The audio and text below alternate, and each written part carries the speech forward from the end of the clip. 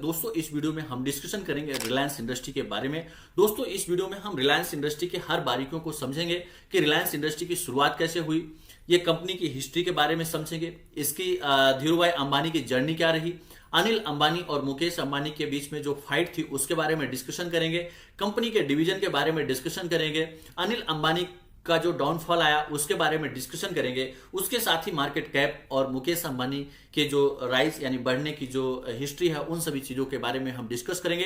दोस्तों क्या होता है कि हम लोग स्टॉक मार्केट में इन्वेस्टमेंट करते हैं, किसी भी शेयर में इन्वेस्टमेंट करते हैं, लेकिन उस कंपनी के बिजनेस के बारे में नहीं पता होता कि उस कंपनी की स्टार्टिंग कैसे हुई, उस कंपनी का बिजनेस क्या है, किस तरह से कंपनी अपने आप को आगे बढ़ा रही है। तो दोस्तों जब भी आप किसी कंपनी में निवेश करते हैं तो निवेश करने से पहले आप उस कंपनी के डिटेल के बारे में जरूर जानें कि कंपनी का वर्किंग क्या है, कंपनी किस तरह से अपने आप को आगे बढ़ा रही है। तो इसी सीरीज में हमने आपको पहले जो वीडियो बनाया था वो जियो फाइनेंशियल सर्विसेज के बारे में मैंने बनाया था, आप चैनल पे जाके देख सकते हैं, वहां पे जियो फाइनेंशियल का डिटेल में वीडियो बना हुआ है। अब ये जो दूसरा वीडियो बन रहा है ये रिलायंस इंडस्ट्री पे है। तो दोस्तों सबसे पहले हम इस सेशन में बात करेंगे धीरूभाई अंबानी के बारे में। यहां से हम समझेंगे कि धीरूभाई अंबानी की हिस्ट्री क्या रही, किस हिसाब से उन्होंने अपने आप को ग्रो किया। तो दोस्तों धीरूभाई अंबानी का जो जन्म है सन 1932 में गुजरात में हुआ। गुजरात के एक छोटे से गांव में इनका जन्म हुआ था और दोस्तों इन्होंने जो अपनी शिक्षा दीक्षा है गुजरात में ही उन्होंने किया और लगभग हाई स्कूल तक यानी कि 10वीं तक की पढ़ाई इन्होंने किया, लेकिन आर्थिक तंगी आने की वजह से यह अपनी पढ़ाई को वहां से कंटिन्यू नहीं कर पाए क्योंकि पैसे की समस्या थी, फाइनेंशियली स्ट्रांग नहीं थे, जिसकी वजह से इनको अपनी पढ़ाई को रोकना पड़ा और 16 साल की उम्र में ही ये एतनाम में जाके और एक पेट्रोल पंप पे अपनी जॉब चालू करते हैं। वहां पे दोस्तों ये 300 रुपए महीने के हिसाब से यह अपनी जॉब को चालू करते हैं। उसके बाद उस कंपनी में उन्होंने यानी कि पेट्रोल पंप पे 2 साल तक इन्होंने काम किया। 2 साल बाद उन्होंने क्या किया, उस जॉब को भी छोड़ दिया, फिर बंदरगाह पे गए और बंदरगाह पे एज अ सेल्स पर्सन के रूप में इन्होंने काम करना चालू किया और वहां पे उन्होंने कुछ समय तक सेल्स पर्सन के रूप में काम किया और वहीं पे सन 1958 में इन्होंने अपना वहां से जॉब छोड़ के और बॉम्बे में आते हैं। दोस्तों जब ये बॉम्बे में आते हैं तो इनके पास 15,000 रुपए की कैपिटल होती है और 15,000 रुपए के कैपिटल के साथ में यह अपना बिजनेस को चालू करते हैं, यानी कि रिलायंस कमर्शियल का बिजनेस अपना चालू करते हैं। उसके बाद दोस्तों देखेंगे कि इनका जो बिजनेस है वो धीरे धीरे ग्रो करना चालू करता है। तो दोस्तों इन्होंने जब 1958 में अपना बिजनेस चालू किया उस समय ये पॉलिस्टर के सूत का आयात करना और मसाले का निर्यात करना चालू किया, यानी कि इनका जो बिजनेस स्टार्ट हुआ वो पॉलिस्टर सूत को आयात करना और मसाले का निर्यात करना, इसके साथ इनका बिजनेस चालू हुआ। और आप देखेंगे कि 1960 तक में इनका जो 15,000 का कैपिटल है वह बढ़ के 10 लाख रुपए हो गया। दोस्तों धीरे धीरे यह इनकी जो कंपनी है वह ग्रोथ करती गई और समय आता है 1965 का। उस समय क्या होता है कि जो धीरूभाई अंबानी थे वो टेक्सटाइल इंडस्ट्री में अच्छी खासी ग्रोथ देख रहे थे, तो इन्होंने क्या किया, अपने बिजनेस को ग्रो करना चाह रहे थे। लेकिन जो चचेरे भाई थे उनको भरोसा नहीं था, विश्वास नहीं था, इनका जो माइंड सेट था, सोचने का तरीका था वो अलग अलग था। इनके जो भाई थे ये भी एतनाम में ही धीरूभाई अंबानी के साथ में ही काम कर रहे थे। अब जब ये 1958 में वापस आए तो दोनों लोग साथ में ही मिलकर अपनी कंपनी को चालू किया था, लेकिन 1965 में यह डिसीजन पे जाते हैं कि हम जो पार्टनरशिप है उसको खत्म करेंगे, क्योंकि उनके जो भाई थे उनका सोचने का जो थॉट प्रोसेस था, उनका नजरिया था, उनका अलग था और धीरूभाई अंबानी का अलग था, जिससे ये बिजनेस को साथ में कंटिन्यू नहीं कर पा रहे थे, जिसकी वजह से जो इनकी पार्टनरशिप है 1965 में खत्म होती है और 1966 में धीरूभाई अंबानी ने Reliance textile industry private limited की स्थापना महाराष्ट्र में की और उसके साथ ही आप देखेंगे नरोदा गुजरात में भी इसकी स्थापना की गई। और दोस्तों जो इनका टेक्सटाइल का कारोबार है ये अच्छा खासा ग्रोथ करता गया, इनका जो बिजनेस है वह धीरे धीरे बढ़ता गया और एक दौर आता है 1977 का। उस समय इन्होंने क्या किया, अपने शेयर को मार्केट में उतारते हैं एज अ आईपीओ के रूप में। और आप देखेंगे कि जब ये आईपीओ मार्केट में लेके आते हैं तो उस समय इनके आईपीओ को खरीदने के लिए लगभग 58,000 कस्टमर इनके पास आते हैं, यानी कि 58,000 लोगों ने इनके आईपीओ पे निवेश किया। और दोस्तों इनकी सबसे बड़ी खासियत ये थी कि जो इन्होंने एनुअल मीटिंग करते थे वो ऐसे किसी होटल या कमरे में बैठ के नहीं करते थे। इनकी जो एनुअल मीटिंग होती थी वो अच्छे खासे ग्राउंड में करते थे और वहां पे इनके जो शेयर के निवेशक होते थे, यानी जो लोग इनके शेयर में पैसा लगाते थे, और उसके साथ ही आप देखेंगे कि इनके जो एम्प्लॉय रहते थे, जो प्रमोटर रहते थे, वो सब आते थे और सबकी मीटिंग एक साथ में होती थी। थी, तो इससे क्या होता था कि जो इन्वेस्टर्स रहते थे उनके अंदर ट्रस्ट बिल्डअप होता था कि हमारी जो कंपनी है वह अच्छा कारोबार कर रही है। और जब एनुअल मीटिंग होती थी तो वहां पे धीरू भाई अंबानी अपने निवेशक, अपने प्रमोटर को यह आश्वस्त करते थे कि आपको हमारी कंपनी में बिल्कुल लॉस नहीं उठाना पड़ेगा, आपके जो है कैपिटल की धीरे धीरे ग्रोथ होती रहेगी, जिससे जो प्रमोटर या इन्वेस्टर्स होते हैं थे उनका कॉन्फिडेंस काफी ज्यादा बिल्डअप होने लगा। उनका कॉन्फिडेंस धीरू भाई अंबानी या रिलायंस इंडस्ट्री को लेके अच्छा खासा मजबूत होता गया। लेकिन एक दौर आता है 1982 का, और उस समय कहा जाता है कि जो धीरू भाई अंबानी है ये अपने कंपनी के शेयर को गिरने नहीं देना चाहते हैं, ये अपने कंपनी के शेयर को बढ़ाना चाहते हैं, ये इसको मेंटेन करने के लिए लोगों से आग्रह कर रहे हैं कि आप लोग इसमें पैसा लगाएं। तो एक ये माहौल बनता है कि ये क्या कर रहे हैं, अपने शेयर को मैनिपुलेट कर रहे हैं और इसको ऊपर ले जाने की कोशिश कर रहे हैं। तो ये एक बैड न्यूज सामने निकल के आती है, और जिसकी वजह से होता क्या है कि एक कोलकाता का ब्रोकर था, उसने क्या सोचा कि इनके शेयर में डाउनफॉल आएगा, और उसने क्या किया, वो शेयर को सेल करना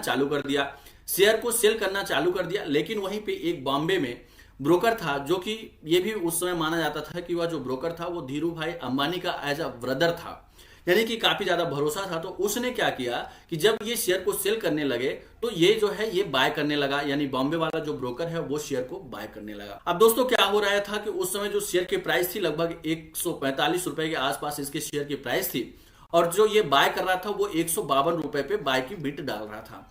अब मार्केट चलता गया, ये सेल करता गया और ये यहाँ पे बाय करते गए। उसके बाद जब मार्केट क्लोज हुआ तो दोस्तों आप जानते हैं कि जब कोई भी पोजीशन शॉर्ट सेल में होती है, और शॉर्ट सेल में क्या होता है, अगर आप उसको बाय नहीं करते हैं और इसको बाय करने के लिए शेयर ही नहीं बचे, यानी कि बाय करने के लिए ये जो यहाँ पे बाय कर रहा था शेयर, तो ये क्या है, ये सेल नहीं करना चाह रहा था, और जब तक ये सेल नहीं करेगा तब तक ये शेयर को बाय नहीं कर सकता।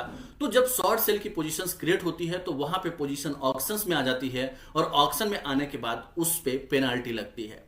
अब क्या हुआ कि मार्केट क्लोज हो गया और इन दोनों का सेटलमेंट नहीं हुआ, और इस पे जो ये बॉम्बे वाला ब्रोकर था यह 35 रुपए की यहाँ पे पेनल्टी लगा देता है कि आपको हमें 35 रुपए की पेनल्टी पे करना पड़ेगा। अब दोस्तों क्या होता है, यह कंपनी उस पेनल्टी को पे करने में समर्थ नहीं रहती और काफी ज्यादा हंगामा मचता है, काफी ज्यादा न्यूज छपती है, भ्रामक जानकारियां सामने आने लगती हैं। उस कंडीशंस में क्या होता है कि जो बॉम्बे स्टॉक एक्सचेंज था वह 2 दिन के लिए बंद हो जाता है, और बॉम्बे स्टॉक एक्सचेंज 2 दिन के लिए बंद हो जाता है और ये रिलायंस के मामले को सुलझाता है। और उसके बाद यह डील होती है कि ये जो है 2 रुपए कम यानी कि 33 रुपए देगा, यानी कि जो कोलकाता का ब्रोकर है एज अ पेनल्टी वह 33 रुपए देगा, और उसमें मामला सुलझ जाता है। और ये भी जो बॉम्बे स्टॉक एक्सचेंज है वो आश्वस्त करता है ये बॉम्बे वाले ब्रोकर को कि ये जो कोलकाता वाला ब्रोकर है वह आपको शेयर जल्द से जल्द देगा। अब दोस्तों जब यह शेयर को खरीदना चालू किया देने के लिए, तो उस कंडीशंस में क्या हुआ कि जो मुकेश अंबानी थे उनके पास जो शेयर थे उन्होंने क्या किया, वही शेयर इस ब्रोकर को बेचा।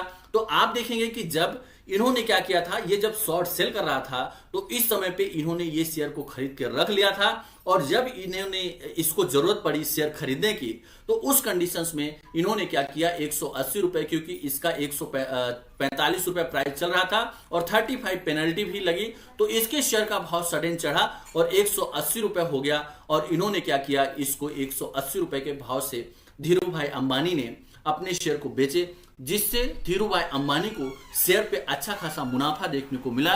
और दोस्तों यहीं से यह माने जाना लगा कि जो बड़े निवेशक थे वो धीरू भाई अंबानी से पंगा लेने से बचते थे। उनको डर लगने लगा था कि अगर धीरू भाई से पंगा लिया तो वहां पे हमें अच्छा खासा नुकसान उठाना पड़ सकता है। और उसके साथ ही जो इनके इन्वेस्टर्स थे, प्रमोटर्स थे, उनके अंदर एक भरोसा, एक कॉन्फिडेंस बिल्डअप होता है, क्योंकि वो अपने जो इन्वेस्टर्स थे उनको बहुत अच्छे तरीके से वहां पे बचाए। अगर वो बचाते नहीं तो इनके शेयर का जो भाव है वह काफी नीचे आ सकता था। तो दोस्तों यहाँ पे इन्होंने बहुत अच्छे तरीके से काम किया। उसके बाद आप देखेंगे कि जो धीरू भाई अंबानी थे अपना जो कारोबार है टेक्सटाइल के साथ साथ पेट्रोलियम के क्षेत्र में काम करना चालू कर दिए, रिटेल के क्षेत्र में काम करना चालू कर दिए, और उसके साथ टेलीकॉम के क्षेत्र में काम करना चालू कर दिए। तो इन्होंने अपने आप को कई अलग अलग क्षेत्र में अपने आप को एक्सपेंड किया और इनका कारोबार दोस्तों धीरे धीरे आगे बढ़ता रहा। लेकिन एक दौर आता है 2002 का। उस समय क्या होता है कि सन 2002 में धीरू भाई अंबानी को इनको दिल का दौरा आता है और ये हॉस्पिटल में एडमिट होते हैं। लेकिन वहां पे इनका ट्रीटमेंट चलता है, दवा चलती रहती है, लेकिन इनके स्वास्थ्य में कोई खास सुधार देखने को नहीं मिलता है। और लगभग आप देखेंगे कि जुलाई यानी कि लगभग 6 जुलाई को इनका निधन हो जाता है। 6 जुलाई को निधन होता है। उसके बाद जो मुकेश अंबानी थे उन्होंने इनका दाह क्रिया संस्कार वगैरह प्रॉपर हिंदू रिवाज के साथ किए। दोस्तों अगर हम आपकी जानकारी के लिए बता दें कि इनको एक बार और दौरा आया था 1986 में, लेकिन यह 1 हफ्ते तक एडमिट थे और 1 हफ्ते बाद इनके स्वास्थ्य में सुधार देखने को मिला। लेकिन जब दूसरी बार इनके को दिल का दौरा आया तो फिर ये बच नहीं सके। लगभग 10 से 15 दिन हॉस्पिटल में एडमिट थे और अंततोगत्वा इन्होंने अपनी सांस को छोड़ा। तो दोस्तों यहाँ से जो धीरू भाई अंबानी हैं उनकी जर्नी खत्म होती है और आप देखेंगे कि इनकी जो कंपनी है काफी अच्छे लेवल पे आ चुकी थी। उस समय इनको काफी ज्यादा मतलब कंपनियों से सपोर्ट मिलता था, गवर्नमेंट से सपोर्ट मिलता था, क्योंकि ये इंडियन इकोनॉमी में काफी अहम इनका रोल था। और आज की डेट में भी आप देखेंगे कि रिलायंस इंडस्ट्री का इंडियन इकोनॉमी में बहुत बड़ा योगदान माना जाता है। अब दोस्तों आप देखेंगे कि एक दौर आता है, ये चलता रहता है और लगभग 2004 के आसपास एक न्यूज सामने निकल के आती है कि मुकेश अंबानी और अनिल अंबानी के बीच में काफी मतलब लड़ाई झगड़े चल रहे हैं, इनकी बन नहीं रही है। तो जब ये न्यूज सामने निकल के आती है तो उस समय मुकेश अंबानी जो है वो सामने निकल के आते हैं और वो एक प्रेस कॉन्फ्रेंस करते हैं और उसमें बताते हैं कि ये जो भी हमारी तकरार चल रही है, जो भी हमारे लड़ाई झगड़े हैं, ये हमारे आपसी लड़ाई झगड़े हैं और इसका जो रिलायंस इंडस्ट्री है उस पर कोई भी असर नहीं पड़ेगा। लेकिन दोस्तों इनके बीच का जो तनाव था वह उस दौर में भी खत्म नहीं हुआ और यह तनाव बढ़ता रहा।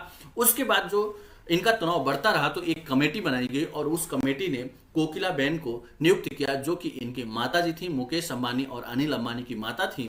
और इन्होंने क्या किया, इन दोनों लोगों के बीच में समझौता किया और समझौते के साथ साथ इन्होंने क्या किया, इन दोनों लोगों के बीच में कंपनियों का डिवीजन किया। कुछ कंपनियां इनको दी और कुछ कंपनियां इनको दी और उसके साथ साथ जो रिलायंस ग्रुप था उसका एक बंटवारा होता है। अब दोस्तों अगर आप यहाँ पे देखें कि विभाजन के समय जो रिलायंस एम्पायर है इसका 2005 में विभाजन होता है और कंपनियां 2 ग्रुप में बढ़ जाती हैं, अनिल अंबानी और मुकेश अंबानी के बीच में। और वहां पे देखेंगे कि जो अनिल अंबानी थे उनके हिस्से में Reliance capital, Reliance energy, Reliance infrastructure, Reliance communication, Reliance natural resource limited, ये सारी कंपनियां जो है, यहाँ पे कुछ कंपनियां इन्होंने बाद में भी इसको स्टॉक मार्केट में लिस्टेड कराया।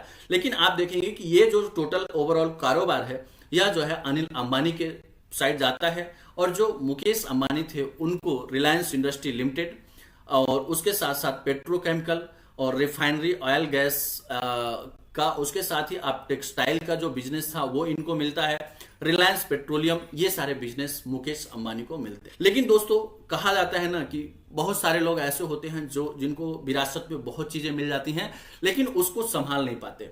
और आप देखेंगे कि जो अनिल अंबानी है, अनिल अंबानी अपने जो बिजनेस है उसको उन्होंने लगभग आप देखेंगे सन 2008 तक इन्होंने अपने जो बिजनेस को अच्छी खासी ऊंचाई तक ले गए। और ये भी माना जाता है कि सन 2008 में जो अनिल अंबानी हैं उनका जो टोटल एसेट्स था, जो टोटल संपत्ति थी, वह मुकेश अंबानी से ज्यादा थी। लेकिन दोस्तों धीरे धीरे ये बैंक से इतना कर्ज लेते गए, इनकी जो कंपनी है वह बैंक करप्ट होती गई और इनके जो कर्ज इतना ज्यादा बढ़ता गया और इनका जो पैसा था वह इंटरेस्ट में जाता गया। ये कई सारे ऐसे भी बिजनेसेस किए, कई सारे ऐसे लोन लिए जिसको इन्होंने चुकाया ही नहीं, रीपेमेंट ही नहीं किया और ये डेप्ट में आते गए। इनके ऊपर जो इंटरेस्ट का अमाउंट था वह काफी ज्यादा बढ़ता गया और एक ऐसा दौर आता है कि इनकी नीलामी हो जाती है, इनका सारा कैपिटल खत्म हो जाता है क्योंकि इन्होंने अपनी कंपनी को अच्छे से संभाल ही नहीं पाए, मैनेज ही नहीं कर पाए और जिसकी वजह से आप देखेंगे कि इनका बिजनेस काफी ज्यादा डाउनफॉल में आता है। आप देखेंगे 2008 में लगभग यहाँ पे 6वें सबसे बड़े वर्ल्ड में 6 नंबर के जो अनिल अंबानी थे, वर्ल्ड में लगभग इनका जो 6 रैंक माना जाता था कि ये काफी स्ट्रांग है। लेकिन वहीं पे आप देखेंगे कि जो इनका बिजनेस है सन फरवरी 2020 में इनका जो नेट वर्थ था वह 0 हो गया। यानी कि यहाँ पे लगभग 42 बिलियन डॉलर का नेट वर्थ इनका था यानी कि 2008 में, और आप देखेंगे कि 2020 में इनका जो नेट वर्थ है वह जीरो हो गया। तो इन्होंने अपनी कंपनी को संभाल नहीं पाए, ये अलग तरीके से यानी कि डेप्ट में कंपनी डूबती गई, कर्ज में डूबती गई, और इनके कंपनी का, अनिल अंबानी के कंपनी का यहाँ पे दोस्तों पतन होता है। लेकिन आप देखेंगे कि अभी भी जो इनकी कंपनियां मार्केट में लिस्टेड हैं, अगर देखा जाए अनिल अंबानी की लिस्टेड कंपनियां, उनका मार्केट कैप की बात करें तो आप देखेंगे जो रिलायंस पावर है उसका मार्केट कैप 1.36 बिलियन है। वहीं पे रिलायंस इंफ्रास्ट्रक्चर्स का 1.28 बिलियन इनका मार्केट कैप है। वहीं पे आप रिलायंस होम फाइनेंस लिमिटेड देखें तो 145 करोड़ का यहाँ पे इनका मार्केट कैप है। और वहीं पे रिलायंस कम्युनिकेशन का देखा जाए तो 497.3 करोड़ इनका मार्केट कैप है। तो दोस्तों इस लिहाज से देखा जाए तो इनकी जो अनिल अंबानी ग्रुप है, कंपनी है, उसके ऊपर जो कर्ज है लगभग 46,000 करोड़ रुपए का कर्ज है। और उसके साथ ही इनका जो कर्ज है लगभग 53 फाइनेंशियल क्रेडिटर्स के माध्यम से इन्होंने लिया है। जैसे कि आप देखेंगे फॉरेन बैंक के माध्यम से लिया है, एनबीएफसीज के माध्यम से इन्होंने कर्ज लिया है, यानी कि कई विदेशी बैंकिंग से कर्ज इन्होंने बैंकों से लिया है, और उसके साथ साथ एनबीएफसीज से इन्होंने पैसा लिया है, लेकिन उनको चुका लेने की कंडीशंस में यह अनिल अंबानी नहीं है। 2005 में मुकेश अंबानी और अनिल अंबानी के बीच में बंटवारा हुआ, तो उस टाइम में आप देखेंगे कि गैस, तेल और पेट्रोलियम के कारोबार जो थे वह मुकेश अंबानी के हाथ में आए, और टेलीकॉम और ऐसे जो बिजनेस थे वो अनिल अंबानी के हाथ में गए। और दोस्तों आप देखेंगे कि उस समय ये समझौता भी हुआ कि जो इनका मुकेश अंबानी का बिजनेस है उसमें अनिल अंबानी नहीं घुसेंगे, और अनिल अंबानी के बिजनेस में मुकेश अंबानी भी नहीं घुसेंगे। इनके बीच में एक एग्रीमेंट हुआ था। और दोस्तों उसके साथ ही आप देखेंगे कि जो मुकेश अंबानी ने लगभग आप देखेंगे यहाँ पे 2005 के आसपास में इन्होंने कंपनी को संभाला। उस समय में आप देखेंगे कि रिलायंस इंडस्ट्री को जो शेयर का प्राइस था वह 109 रुपए था।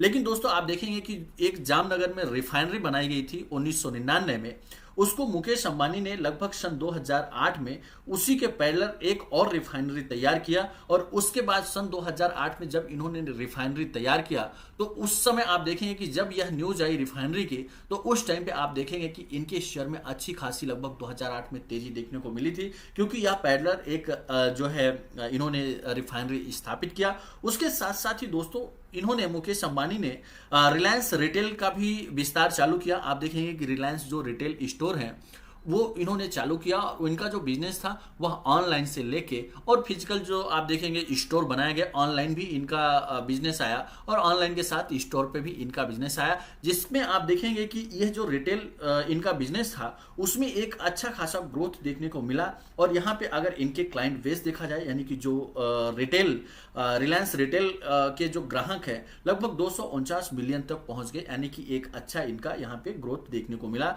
उसके साथ साथ ही आप देखेंगे तो यह जो रिलायंस इंडस्ट्री है वह अलग अलग सेक्टर्स में काम की। उसके साथ ही आप देखेंगे कि आईपीएल में भी इन्होंने निवेश किया, क्योंकि आईपीएल का एक दौर था कि वहां पे बहुत कम लोग पैसा लगाने के लिए तैयार थे। उस समय मुकेश अंबानी ने वहां पे पैसा लगाया और आईपीएल में एक अपना अच्छा स्थान इन्होंने बनाया। उसके साथ ही दोस्तों 2010 में होता क्या है कि इनके बीच में जो एग्रीमेंट होता है, मुकेश अंबानी और अनिल अंबानी के बीच में जो एग्रीमेंट था उसको इन लोगों ने खत्म किया, आपसी समझौते के माध्यम से इन्होंने खत्म किया। और उसी समय जो रिलायंस इंडस्ट्री है, मुकेश अंबानी जियो को इंट्रोड्यूस करते हैं, जियो को लेके आते हैं, और आप देखेंगे कि जियो में अच्छी खासी तेजी देखने को मिली। और उसके साथ साथ ही आप देखेंगे कि 2016 में जो जियो है वह 4G नेटवर्क लेके आता है। उसके बाद आप देखेंगे कि जियो के जो कस्टमर है उसमें अच्छा खासा ग्रोथ देखने को मिला, और उसके बाद इन्होंने 5G भी लॉन्च करने का ऐलान किया। और 2023 का अगर आप डाटा उठा के देखें तो जियो के जो कस्टमर बेस थे वह 450 मिलियन के पार हो गए, यानी कि एक बहुत बड़ा कस्टमर बेस इन्होंने अपना तैयार किया। और इसके साथ ही आप देखेंगे कि अंबानी ने घोषणा किया 5G और 6G। 5G तो अभी हर जगह आ गया है। उसके साथ साथ आप देखेंगे कि इनके जो 5G कस्टमर्स है वो 50 मिलियन कस्टमर्स 5G के हुए, और उसके साथ ही आप 6G इन्होंने लाने का ऐलान कर दिया। तो दोस्तों इस तरह से देखेंगे तो इन्होंने अपने बिजनेस को काफी ज्यादा ग्रो किया, अपने आप को बढ़ाया। और आप देखेंगे कि जब इनकी कंपनी ये अलग हुए अनिल अंबानी से, तो इनके शेयर का जो भाव था वह 102 रुपए था। लेकिन आप यहां से अगर देखें तो अप एंड डाउन आते रहे, लेकिन कंपनी ने अच्छा ग्रोथ दिखाया, और आप देखेंगे कि लगभग यहां पे 5,419% तक का रिटर्न यहाँ पे आपको देखने को मिला 2005 से अभी तक में। आप यहाँ पे देखेंगे कोविड-19 के बीच में थोड़ा सा करेक्शन आया था और इसके शेयर का भाव नीचे आया था, लेकिन कोविड-19 के बाद जैसे रिकवरी आना चालू हुआ तो रिलायंस इंडस्ट्री में एक अच्छा खासा ग्रोथ देखने को मिला। और वहीं पे अगर इस कंपनी के मार्केट कैप की बात करें तो 19.76 लाख करोड़ रुपए का इनका मार्केट कैप था। अभी हाल में ही दलाल स्ट्रीट पे जो इन्होंने दलाल स्ट्रीट ने एक अपना लेख जारी किया, उसमें इन्होंने बताया कि जो रिलायंस इंडस्ट्री है वह दुनिया के 11वें सबसे अमीर व्यक्तियों में माने जाते हैं और अगर एशिया में देखा जाए तो एशिया में इनका पहला स्थान सामने निकल के आया था। तो दोस्तों आप देखेंगे कि जो रिलायंस इंडस्ट्री है यह एक बहुत बड़ी महारत हासिल की है। अगर इनके टोटल एम्प्लॉय बेस देखा जाए, अगर आप इनके एम्प्लॉय देखें तो लगभग 3,89,414 यानी 2023 के डेटा के अनुसार 3,89,414 इनके एम्प्लॉय बेस हैं और इनका जो हेड क्वार्टर माना जाता है वह महाराष्ट्र में दोस्तों माना जाता है। वहीं पे अगर इनके सब्सिडरी कंपनी की बात करें तो आप देखेंगे कि जो इनकी सब्सिडरी कंपनी में शामिल है जैसे कि रिलायंस रिटेल, आप देखेंगे कि इनका जो रिटेल का बिजनेस था वह काफी समय से चल रहा था और आज की डेट में भी रिलायंस जो रिटेल है वह अच्छा खासा ग्रोथ कर रहा है। उसके साथ साथ ही आप देखेंगे जो जियो प्लेटफॉर्म है, नेटवर्क 18 है, जियो बीपी है, उसके साथ साथ आलोक इंडस्ट्री हो गया, रिलायंस रिटेल वेंचर्स हो गया, जियो 7 हो गया और आप इसके साथ साथ जियो पेमेंट बैंक देखेंगे, रिन्यूएबल एनर्जी कारपोरेशन देखेंगे, रिलायंस लाइफ साइंस देखेंगे, रिलायंस इंडस्ट्री इंफ्रास्ट्रक्चर्स देखेंगे, इंडियन विन स्पोर्ट्स देखेंगे, Reliance new energy solar limited. दोस्तों ऐसी बहुत सारी कंपनियां हैं, ये मैं आपके सामने इन सभी कंपनियों के नाम दिखा देता हूं।